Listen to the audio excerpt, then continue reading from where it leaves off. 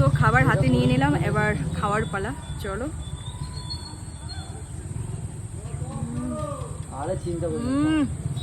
দারুণ দারুণ দারুণ।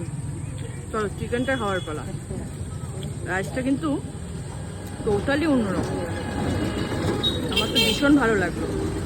এবার একটু চিকেন দিয়ে খাওয়া যাক।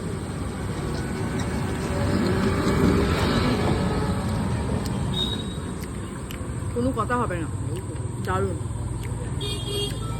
রিচ নয়, হালকা, দারুণ টেস্টি, ঘরোয়া খাবার।